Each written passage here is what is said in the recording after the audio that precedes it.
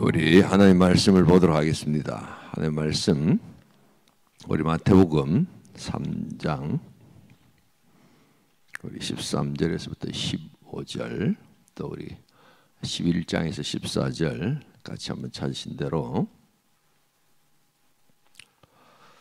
우리 마태복음 3장 13절에서 15절 먼저 읽고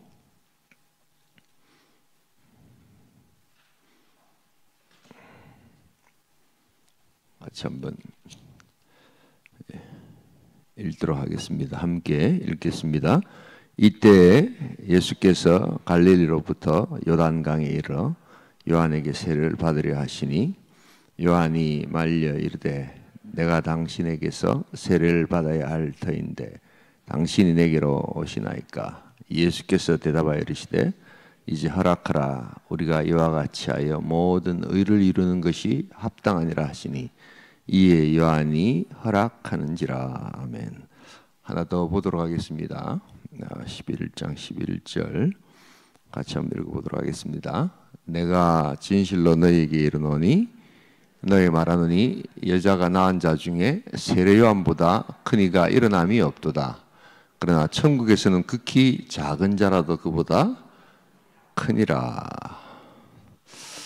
지난주에 이어서 우리 또 두 번째로 우리 또 세례 요한을 한번 좀 더 생각해 보는 시간을 가지도록 하겠습니다. 지난주에는 하나님 나라 통치라는 차원에서 우리가 좀 봤는데요. 오늘은 그냥 세례 요한이라는 인물 그 자체를 통해서 우리 인생에 좀 배워야 할 원리들이 있지 않나라는 생각으로 설교 제목을 세례 요한 배우기 이렇게 해봤습니다. 그래서 우리 여러 가지 이 성경 인물이 가지고 있는 어떤 그런 그 장점들 그리고 또 우리 삶에 또 이렇게 배워야 될 내용들 이런 것들을 통해서 우리가 또 적용해보고 또 기도하는 이런 시간들 가지기로 합니다. 그래서 지난주에 한 번 더 우리 세례 요한 또 한번 생각해 보기로 하는데요. 오늘 우리가 좀 배워야 될 것은 이렇게 삶을 잘 이렇게 삶 가운데 적용해 보면 굉장히 뭐라고 할까요? 좀 승리하는 인생이라 할까요?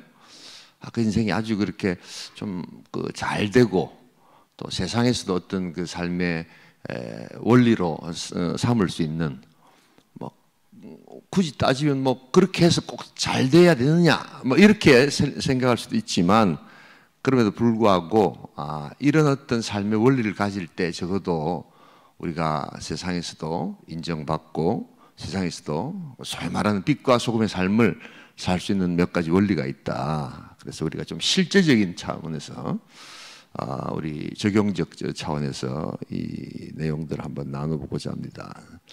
세례 요한을 통해서 배워야 될 첫 번째 원리는 어떤 자신의 삶의 정체성 자신의 삶의 위치를 분명히 아는 삶입니다. 오늘 제가 대지를 보내지 않았습니다. 그냥 기도하기 때문에 같이 한번 그냥 말씀을 듣고 생각만 해도 괜찮을 것 같습니다. 그래서 자신의 정체성, 쉽게 말하면 자기 위치가 어느 위치인가 이것을 잘 파악할 수 있는 것, 이게 승리의 삶이요. 또한 어디 가서도 또 자기가 인생에서 성공할 수 있는 좋은 비결이 된다. 우리 다 함께 다시 한 번 더 마태복음 3장 13절 우리 같이 한번 읽어보도록 하겠습니다. 13절 14절 같이 읽겠습니다. 이때 예수께서 갈릴리로부터 요단강에 이르러 요한에게 세례를 받으려 하시니 요한이 말려 이르되 내가 당신에게 세례를 받아야 할 터인데 당신이 내게로 오시나이까. 생각해 보면 이 지금 맥락에서 세례 요한은 굉장히 하기 힘든 사실 이야기를 합니다. 왜냐하면 지금 세례 요한은 굉장히 인기가 좋았습니다. 정말 전국 각처에서 요단강으로 세례 요한 한번 만나러 가자. 세례 요한이 좀 독특한 사람이더라. 그의 어떤 행태나 그의 메시지나 아주 독특하고 한번 가볼 필요가 있다라고 해서 쭉 와서 막 세례 받으려고 줄을 쭉 서고 있는 전국적인 스타 강사가 되어 있는 뭐 그런 어떤 모습입니다. 쉽게 말하면 인기가 하늘 높은 줄 모르고 이렇게 올라가서 하늘을 찌를 듯한 그런 인기였습니다. 이제 그러다 보면 우리 인간은 어쩔 수 없이 드는 생각이 이거 내가 메시아의 길을 예비하러 왔다고 했는데 이렇게 인기가 좋다면 혹시 그 메시아가 다른 사람이 아니라 나이진 않을까? 또 내가 좀 되고 싶다라는 생각이 들곤 합니다. 그래서 종교 지도자들도 나중에 보면 세례 요한에 대해서 관심이 굉장히 많습니다. 요한복음 1장 같은 데도 보면 지도자들이 막 찾아와가지고 또 다른 사람들 보내서 당신이 누구냐 도대체. 이거는 뭐 몰라서 물어보는 것도 있지만 너무 독특하고 너무 사람들이 인기가 많으니까 요사이 여러분들 이 정치의 계절 완전히 지금 정치의 계절이거든. 한국은요. 법치의 계절이 아니라 지금 정치의 계절인데 정치의 계절에서 우리 정치가들이 제일 관심 있어 하는 게 바로 지지율입니다. 누가 어떤 사람들이 더 많이 특정한 사람을 특정한 당을 지지하는가. 이게 전부거든요. 그럴 때 요한은 굉장한 관심사의 대상이었습니다. 그런데 그런 와중에 예수님께서 실제로 세례를 받으러 오십니다. 그럴 때 뭐라고 합니까? 왜 내가 가야지 당신이 오십니까? 이것은 그냥 하는 말이 아니라 진정으로 하는 말이었습니다. 여기서 바로 그는 예수 앞에서 자기 자신의 모습, 자신의 진정한 위치와 역할을 분명하게 알고 있었던 것입니다. 내가 메시아가 아니라 바로 메시아의 길을 예비하는 자입니다 하는 것을 분명하게 했다는 겁니다. 이게 간단한 게 아닙니다, 여러분. 이렇게 쉬울 것 같지만 자기 인기가 올라가고 자기의 힘이 막 발휘되고 또한 자기 어떤 사역과 그런 것들이 막 꽃이 피고 그리고 많은 일들을 하게 되면 우리는 자기의 서야 될 위치에서 넘어선다는 것을 잊지 말아야 합니다. 이것은 인간의 타락한 본성입니다. 이 본성이라는 것은 어떤 특정한 성향이 아니라 인간이 모두 갖고 있는 그러한 보편적 또한 우리의 성품이라는 것입니다. 하나님께서 선악과를 따먹고 숨은 아담과 하와를 찾아오셔서 우리 하나님께서 제일 먼저 물어본 것이 무엇입니까? 아담아, 내가 어디 있느냐? 이것은 위치를 물어본 것이 아닙니다. 그 문장 자체는 위치를 물어본 것 같지만 전지전능하신 하나님께서 아담과 하와가 어디 있는지 몰라서 물어보셨겠어요? 그래서 하나님의 능력을 부정하는 겁니다.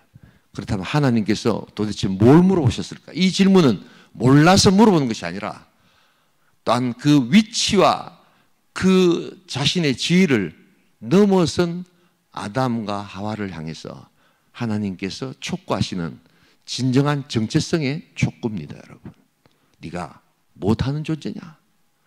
너는 피조물 아니냐? 각자 위치가 있는데 왜 그것을 넘어서느냐? 여러분, 우리 인생 가운데 이런 온전한 위치를 잘 설정하는 복된 인생 될 수 있기를 주님으로 축복합니다. 이 조직 사회에서 성공하는 비결은 바로 자기 위치를 정확하게 아는 거예요. 쉽게 말하면 선을 넘지 말아야 되는 겁니다. 그러나 우리는 일을 하다 보면 자기에게 힘이 실리고 또한 자기에게 많은 사람들이 스포트라이트를 주고 하면 자기의 위치를 넘었습니다. 아버지로서 가장으로 또한 세워야 될 그 일들이 있고 또한 어머니의 위치가 있고 자녀들의 위치가 있지만 우리 가정들이 깨어지는 많은 이유 중에 하나는 바로 그 선들을 넘어갈 때입니다. 또한 교회에서도 또한 직장에서도 하나님께서 각각 맡겨주신 은사와 직분들이 있습니다. 그러나 자기 자신의 그 선과 위치를 넘었을 때 조직은 파괴되고 또한 은사는 구분이 없어지고 하나님 주시는 역사를 우리가 경험할 수 없게 되는 것입니다. 굉장히 중요한 이야기입니다. 저도 인생을 살아오면서 많은 경우를 봅니다만 이런 자기의 위치, 자리매김이라고 하죠. 이것이 분명한 사람 반드시 하나님께서 복을 주십니다. 그러나 하지 말아야 될 말들을 하지 말아야 될 자리에서 또한 넘지 말아야 될 선을 넘지 않는 경우가 아닌 그 선을 넘어서서 이야기할 때 하나님께서는 반드시 그를 하나님의 기뻐하시는 종으로 세우시지 않습니다. 우리가 오늘 이 말씀 묵상하면서 우리 세례 요한에게서 배우는 첫 번째 태도, 그것은 저는 우리 주님의 힘들매 단 풀기도 감당할 수 없는 자입니다. 발이라는 것은 유대사회에서 가장 지저분한 어떤 그 부분 아닙니까? 그런데 그 발을 가리는 신발 들기도 아주 부족한 종입니다 라고 할 정도로 그는 그의 하나님 앞에서의 자신의 위치를 정확하게 고백합니다. 여러분, 이것이 우리 삶에 있기를 주님의 이름으로 축복합니다. 이건 어릴 적부터 연습을 해야 되는 거예요. 자기 위치가 어떤 것인가? 자기 위치에 가장 중요한 첫 번째 신앙의 고백이 뭡니까? 내 삶의 주인은 누구십니까? 예수 그리스도. 이것을 고백하는 겁니다. 우리가 예수를 믿는다는 것은 그냥 교회만 나온다는 게 아니죠. 내 삶의 위치에서 나의 정체성이 주인은 누구신가? 내가 아니라 누구십니까? 예수 그리스도다 하는 이 연습, 이 훈련들이 되는 것입니다. 내가 종이고 우리 주님이 하나님께서 나의 주인이십니다 라는 고백의 위치적 고백을 온전히 할 때 오는 축복이 하나 있습니다. 그래서 바로 삶의 평안이 생깁니다. 여러분, 우리 삶의 불안함과 우리의 삶의 아픔은 자기 위치를 넘어서기 때문에 오는 것이라는 생각을 해본 적 없으십니까? 내가 주인이 되고 또한 종을 부리듯이 하나님을 이용해서 부리기 시작하면 굉장히 뭐가 일이 되는 것 같지만 거기는 기쁨과 평안이 사라집니다. 나의 소원과 나의 꿈을 위해서 우리 주인을 부려먹으려고 하는 신앙들이 있습니다. 그럴 때 오는 것은 염려와 두려움입니다. 잘 되지도 않을 뿐더러 또한 자신의 한계와 자신의 능력을 정확하게 아는 자기 자신으로부터 오는 괴리, 거기서부터 두려움과 불안은 시작됩니다. 여러분, 이 훈련들이 온전하게 있기를 주님의 이름으로 축복합니다. 너무너무 중요한 인생의 원리입니다. 내가 아내로서의 위치는 어떤 것인가? 내가 아버지로서의 위치는 어떤 것이고 거기에 합당한 책임과 해야 될 일들은 무엇인가? 뭐 이렇게 따지기 시작하면 자기 자신이 가지고 있는 어떤 위치들이 있거든요.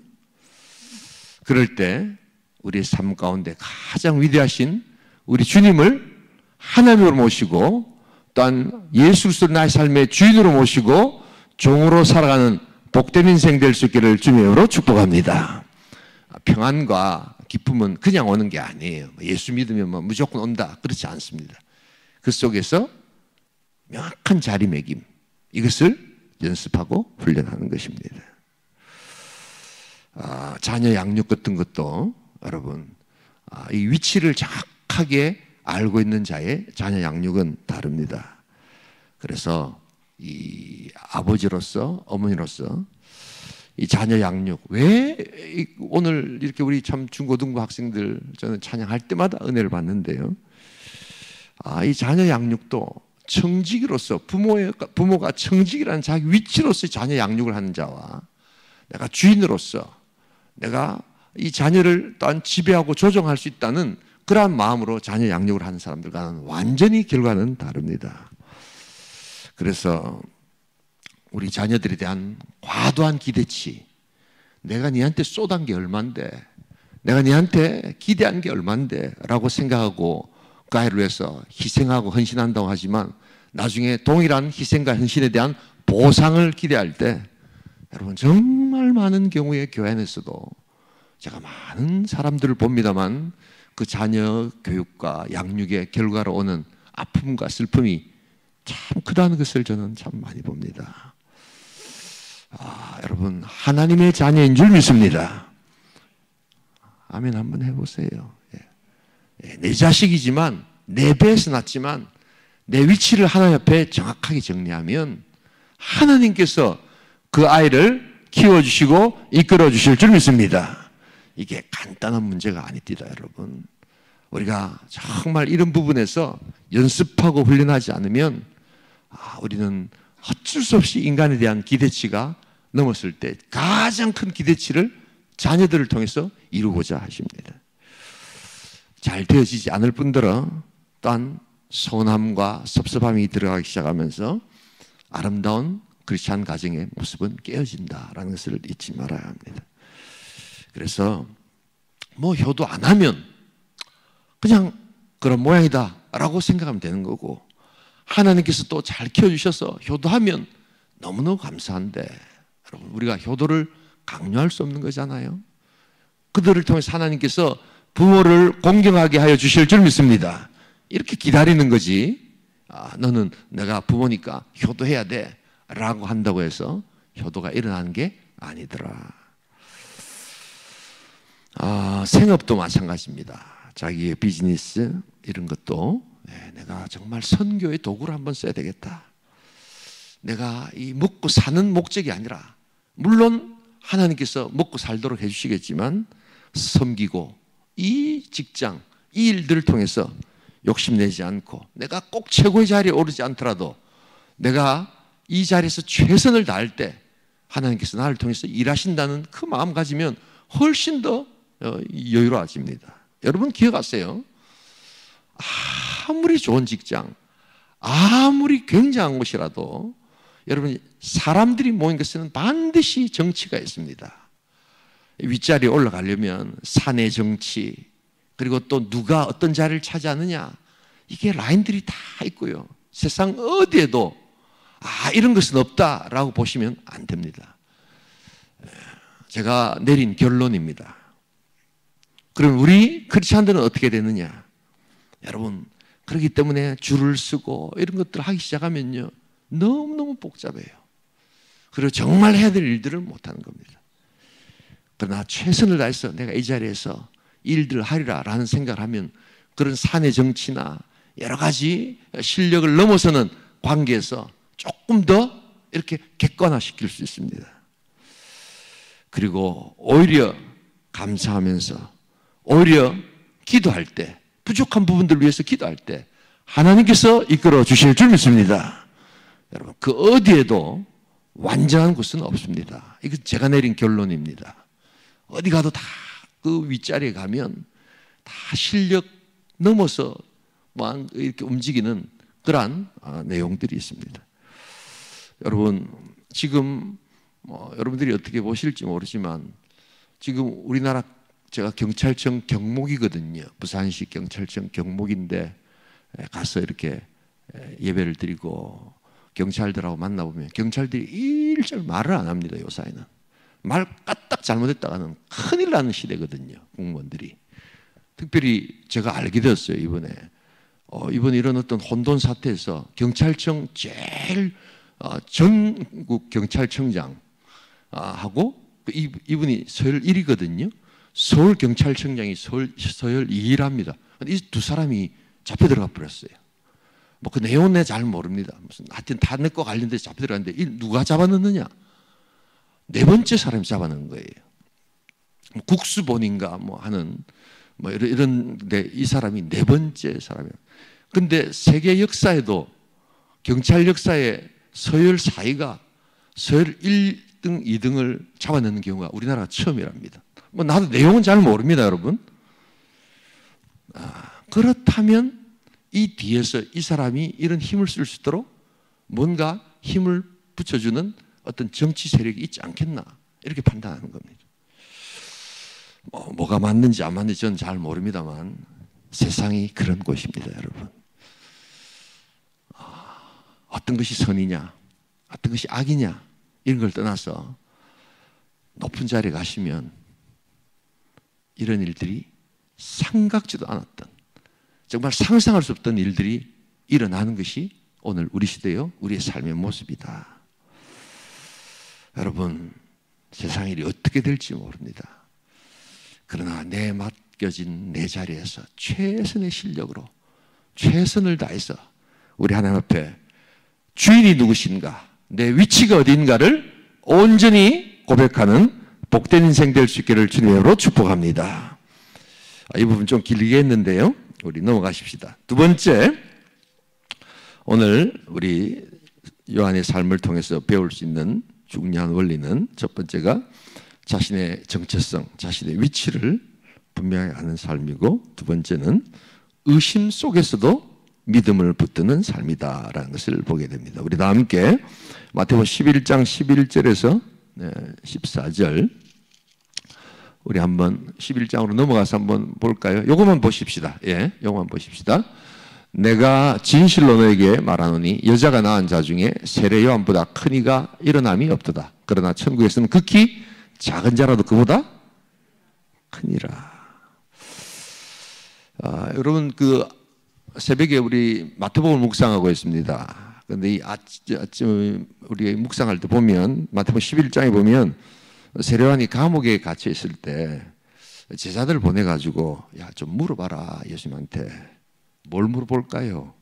오실 그이가 당신입니까? 라는 질문을 하는 장면을 보게 됩니다.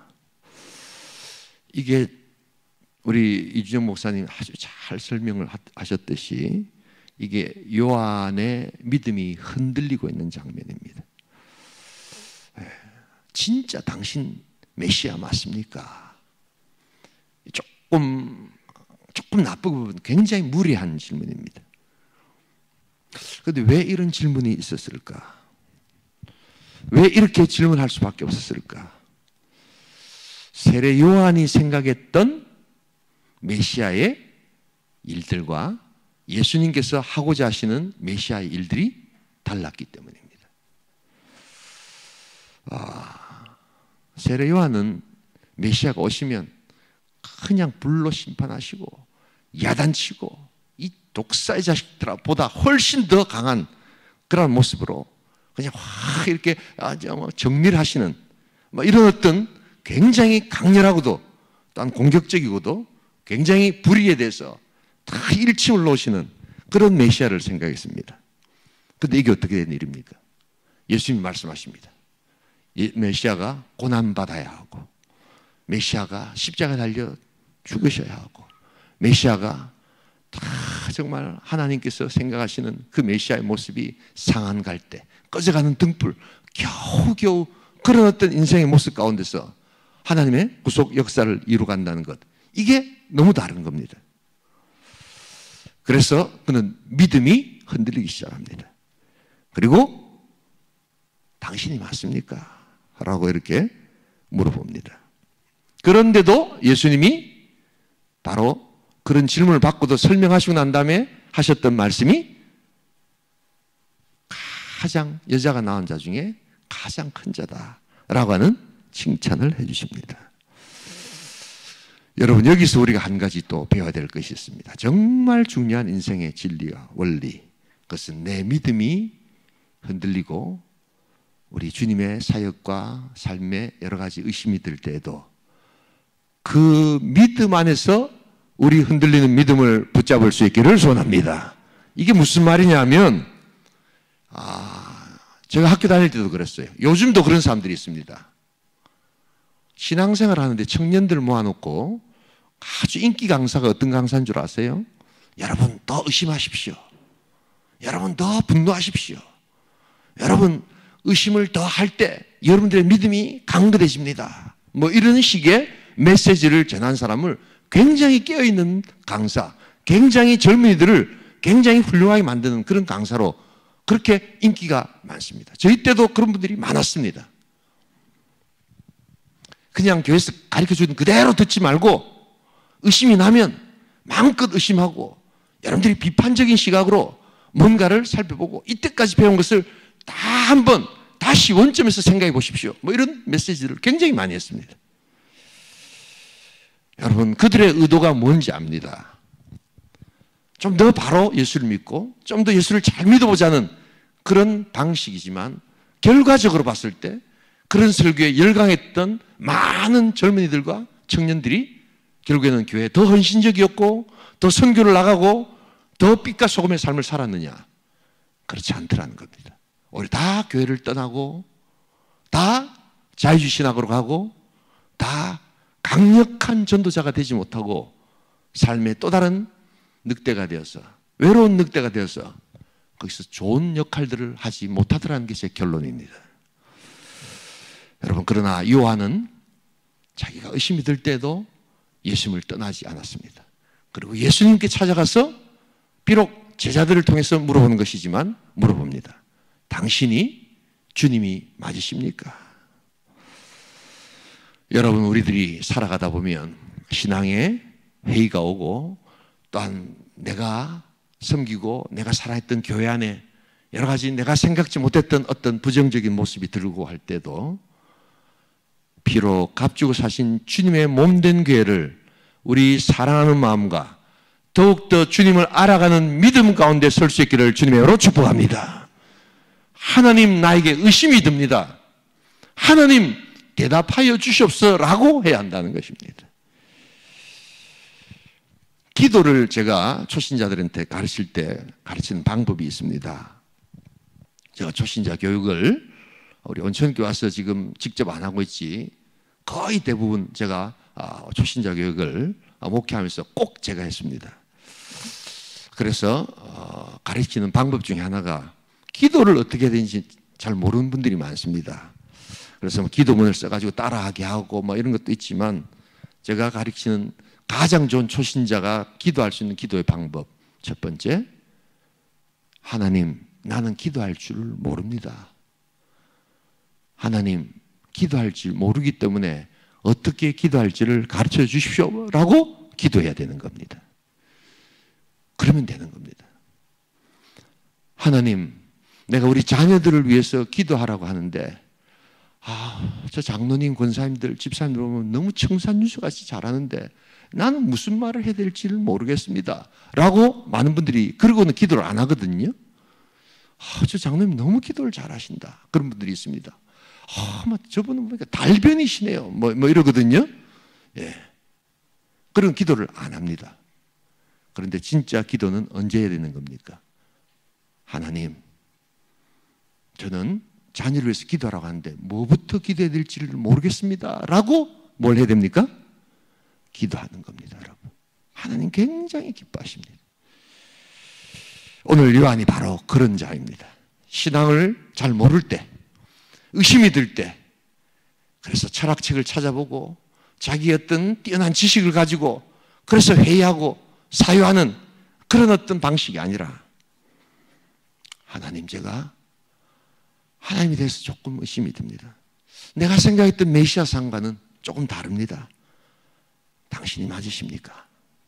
하나님, 제가 기도했는데 기도 응답이 안 옵니다. 하나님, 다 목사님들 통해서 기도하면 응답 주신다고 그렇게 약속하셨는데 나는 기도하는데 기도의 응답이 안 옵니다 라고 뭘 해야 됩니까? 기도하라는 것입니다. 그러나 우리는 많은 경우에 기도를 하고 응답이 안 오면 응답이 안 온다고 사람들한테 이야기하고 자기 스스로에게 이야기하지만 그걸 가지고 또다시 기도하시든 않더라는 것입니다. 오늘 우리가 배워야 될 두 번째, 그것은 바로 의심 속에서도 믿음을 붙드는 요한의 모습을 배울 수 있기를 소원합니다. 그래서 신앙생활은 뭘 잘 모르면 잘 모른다라고 나아가서 뭘 해야 되는 겁니까? 하나님께 묻고 하나님께 답할 때 하나님께서 가르쳐 주십니다. 조직 생활도요, 여러분, 빨리 그 조직에 이렇게 적응하는 사람들은 상사들한테 잘 물어보는 사람입니다. 물론 물어본다고 다 즐겁게 가르쳐주지는 결코 않습니다. 군대에서는요, 뭐 물어보면 바로 그냥 날라옵니다. 그런데 그러면서도 그게 계속되지 않습니다. 고참들이, 사수가 그렇게 한번 다루는 거예요. 이 녀석한테는 뭘 가르쳐 줄 수 있을까 없을까를 생각해 보는 거예요. 내가 애써서 얘한테 뭘 가르쳐 줄 만한 시간들을 투자할 수 있을까 없을까를 살펴보는 거예요. 그래서 한두 번 그렇게 하는데도 또 물어보면 그때부터 좋아합니다. 그런 경험 없으신가요? 잘 모르면 물어보면 되는 겁니다. 잘 모르면 모른다라고 뭘 해야 됩니까? 기도하면 됩니다. 여러분, 이런 신앙을 배우셔야 합니다. 이런 삶의 진리를 배우셔야 합니다. 어디 가서 이렇게 보면 그냥 모른 척하고 물어보는 거예요. 그러나 그 반응이 퉁명스럽다고 해가지고 기분 나빠할 필요 없습니다. 또 물어보는 겁니다. 그러면 반드시 여러분들에게 친절하게 대답해 주는 어떤 한 사람이 나타날 것입니다. 그때부터 여러분들은 그 조직에서 성공적으로 살아갈 수 있습니다. 이것은 바로 하나님께 주시는 지혜입니다. 교회 다니는 사람들 치고 대놓고 내가 하나님보다 능력이 있다 이렇게 이야기하는 사람은 한 사람도 없습니다. 그러나 제가 신앙생활 해보니까요, 속으로 그런 사람들이 꽤 많습니다. 어떤 분야에서 이제 일가견을 좀 이루고 일가를 이루면 내가 다른 사람보다 훨씬 좀 낫지 않느냐라는 생각을 가진 사람들이 있습니다. 이걸 어떻게 하느냐? 기도 시간이 줄어듭니다. 설교를 잘 준비하고 설교를 이렇게 막 하나님 안에서 막 그냥 애를 써가면서 기도하면서 준비했던 초년병 시절을 지나고 이제 저도 웬만한 이 본문들을 보면 어떻게 설교 구성을 해야 되겠다 하는 게 그런 기술적인 부분들이 눈에 탁 들어오거든요. 굉장한 이 능력입니다. 그런데 놀랍게도 그럴 때 조심해야 될 게 기도를 안 하게 됩니다. 큐티 열심히 할 때는 막 큐티 막 보고 막 본문을 그냥 막 이렇게 살피고 할 때 막 이렇게 여러 가지 하거든요. 그런데 어느 날 갑자기 눈에 적용점이 확 들어오는 그런 때가 있습니다. 그럴 때 보통 뭘 안 합니까? 기도를 안 합니다. 직장 생활도 마찬가지고요. 우리 사역도 마찬가지고요. 어느 정도 이제 교회를 알게 되면 하나님이 능력이 있다. 그래서 나는 능력이 없습니다라는 그런 말들은 하지만 속으로 그것을 부정하는 그 모습이 어떻게 나타나느냐? 내 삶의 기도 시간이 줄어드는 겁니다. 지식적으로 이제 커지기 때문에, 경험적으로 커지기 때문에 기도는 하지 않습니다. 하나님께 도움을 받고 하나님께서 나를 도와달라고 어린아이처럼 기도하는 모습을 이제는 부끄럽게 생각하고 그것을 기복신앙이다 이렇게 이야기를 합니다.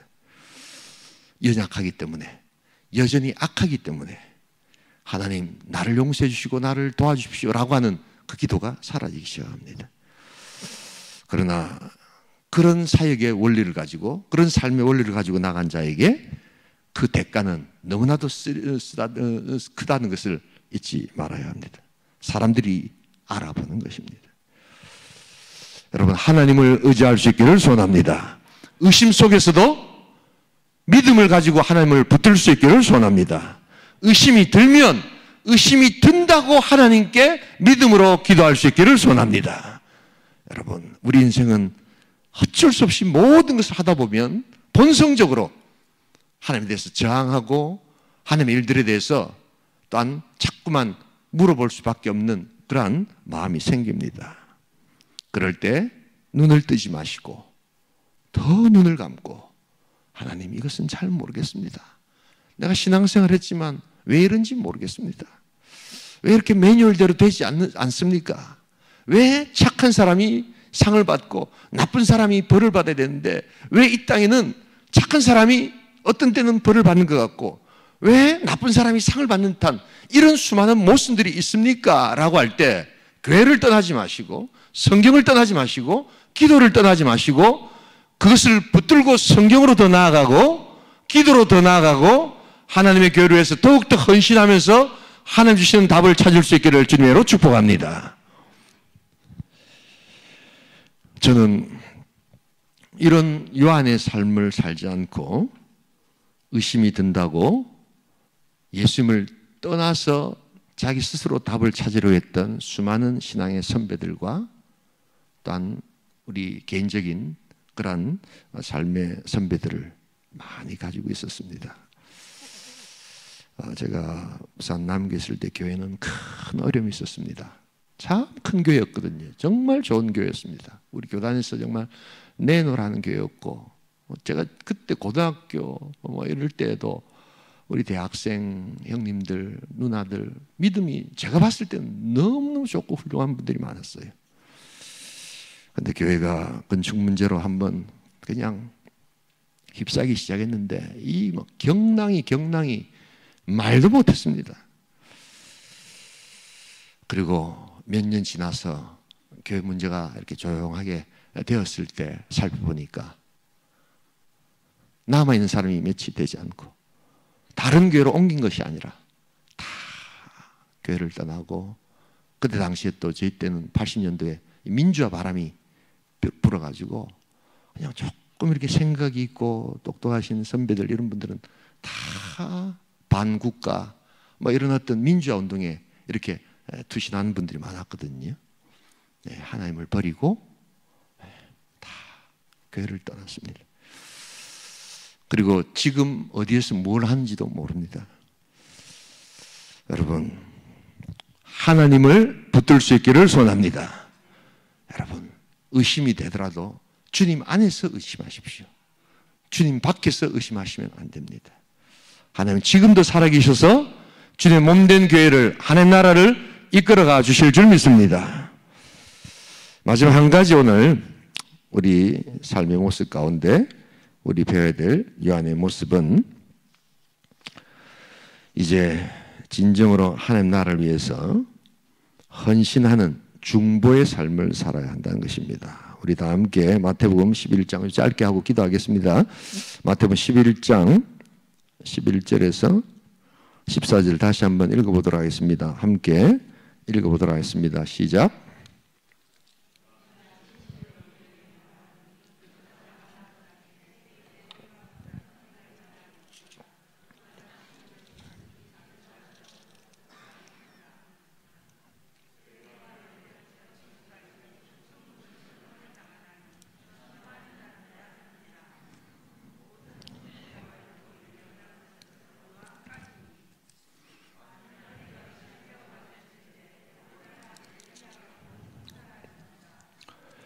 예. 세례 요한은 자기 자신의 삶을 광야에서 외친 자의 소리다. 우리 주님께서 오늘도 이 11장에 보시면 계속해서 요한이 뭘 해야 되는지, 그래서 하나님께서 이 요한을 통해서 이 천국이 어떤 모습인지를 이렇게 보여주고 있는데요. 여러분, 이 세례 요한 때부터 지금까지 천국은 침노를 당한다. 그래서 이 침노한 자의 것이다 라고 했는데, 이 침노하는 자의 모습 가운데서 가장 첫 번째 모습이 뭔지 아십니까? 바로 예수님의 세례 받으심입니다.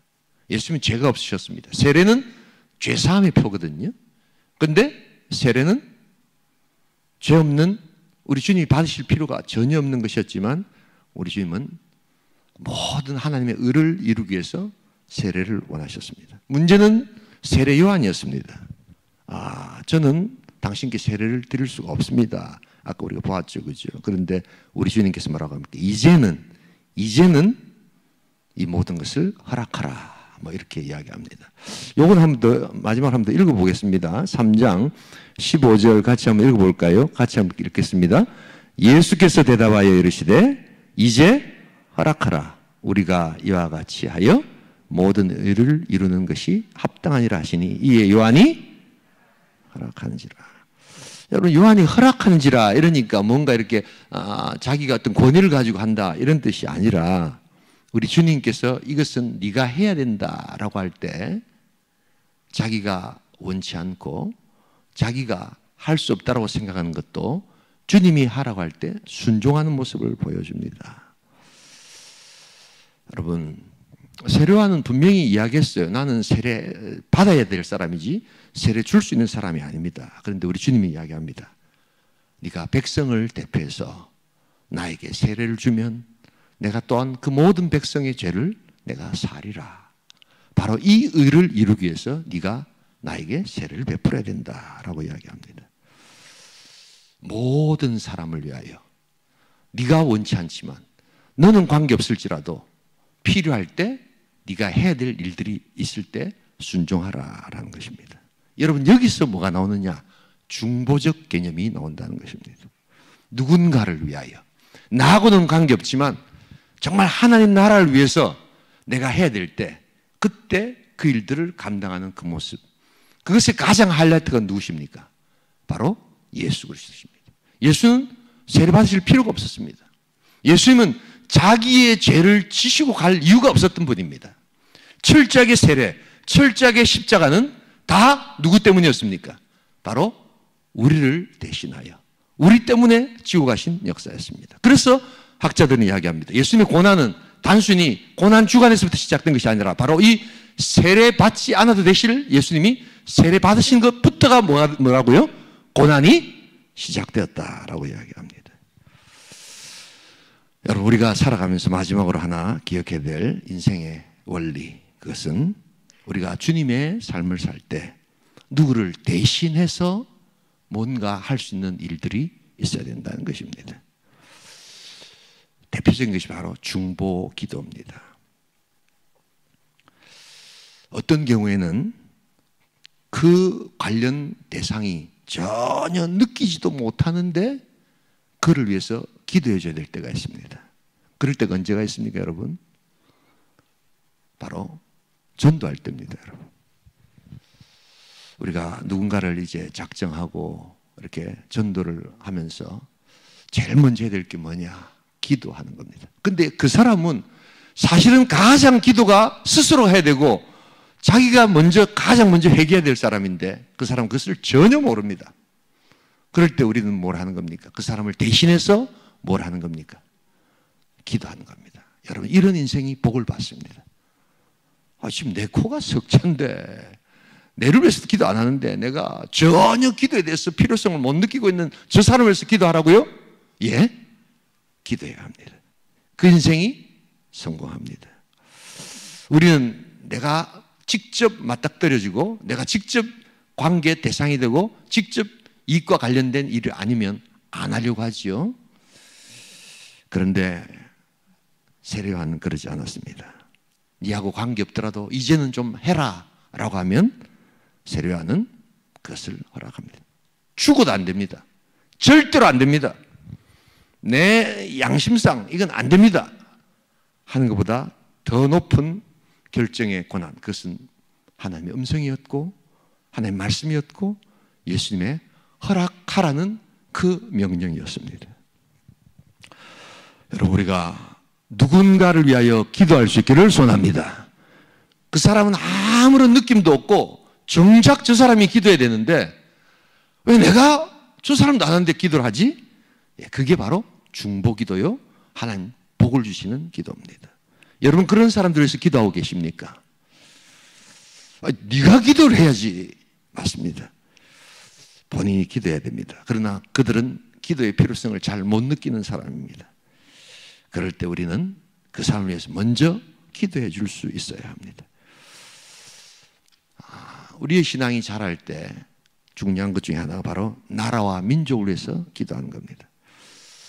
저는 어릴 때부터 신앙생활을 했지만 나라와 민족을 위해서 기도한다는 것이 잘 느껴지지 않았습니다.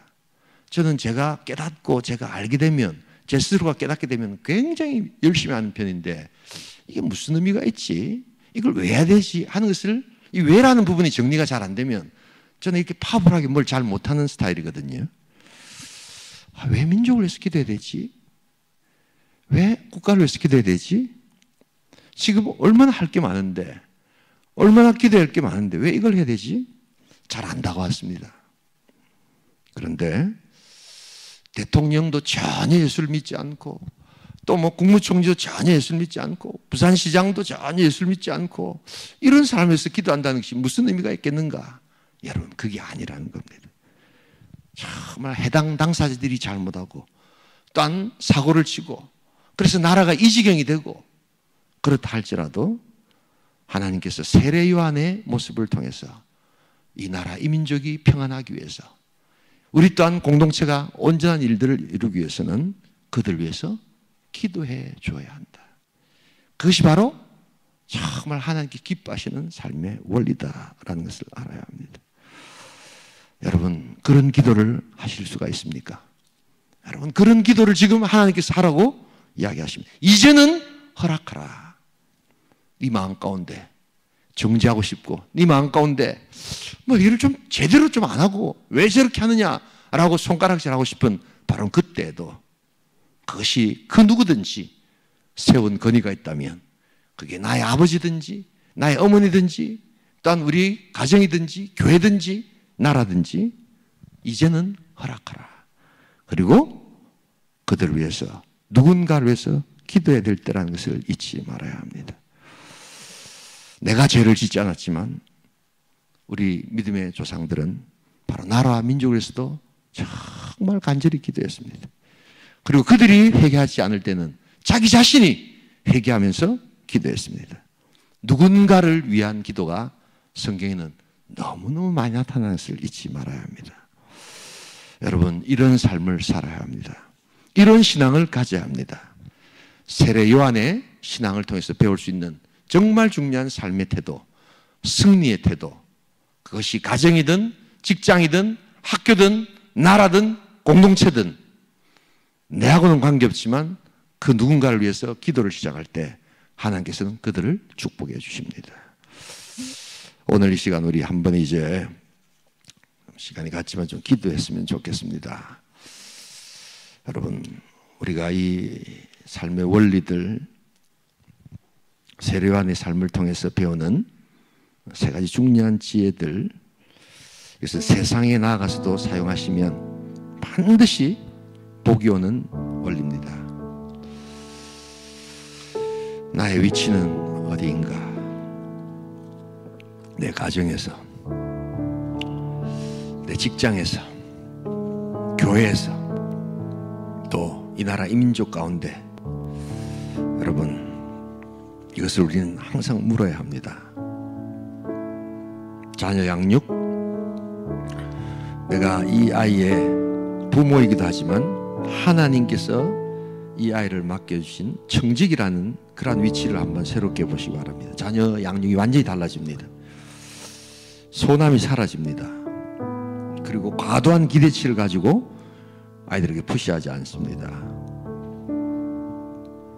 생업도 직장도 기도의 시간을 늘려가면 그 참 엄혹한 정글과도 같은 사내 정치나 묘한 인간관계 속에서 그래도 자유할 수 있습니다. 여러분, 하나님께 주시는 삶의 지혜를 세례 요한으로부터 꼭 배우시기 바랍니다. 예수님이 얼마나 칭찬해 주신지 모릅니다. 정말 이렇게 위대한 사람이 이 땅에 없다. 그의 모습과 행적은 아주 초라하고 좀 독특하고 기이했지만 예수님의 칭찬을 받는다면 참 복된 거거든요. 여러분, 우리가 이런 마음을 가지고 우리 또 세례 요한의 삶을 보십시다. 혹시 신앙과 기도에 의심이 드시는 분들이 있습니까? 여러분들이 지혜를 의지하지 마시고 여러분 믿음을 붙들 수 있기를 소원합니다. 의심이 들 때 함부로 의심해서도 안 됩니다. 성경으로 돌아와서 의심할 때 지혜롭게 기도했던 사람들을 찾아서 그들의 방법을 배워야 합니다. 여전히 인기 있는 강사들, 여전히 신앙에서 뭔가 우리들에게, 젊은이들에게 기쁨을 주는 사람들은 더 의심하세요. 모든 것을 원위치해 놓고 여러분들 마음껏 한번 생각해 보시고 비판적 사고를 가지고 그렇게 한번 나아가 보세요. 지금도 그런 사람들이 젊은이들에게 인기입니다. 매우 위험한 그러한 메시지지만 어떻게 된 판인지 그런 것들이 교회 안에서 판을 칩니다. 그리고 그 결과는 교회를 떠나고 믿음을 버리는 모습입니다. 자, 오늘 우리 저녁에 한번 내 자신의 삶을 돌아보면서, 내 스스로의 삶을 돌아보면서 세례 요한의 삶의 원리 중에 내가 배워야 될 것이 무엇인가, 내가 정말 회개해야 될 것이 무엇인가, 내가 붙들어야 될 것이 무엇인가 한번 기도하는 시간 가지기를 소원합니다. 말씀 기억하면서 우리 한번 이제 조용히, 이 시간은 조용히 한번 우리 통성을 한번 기도합니다. 함께 기도합니다.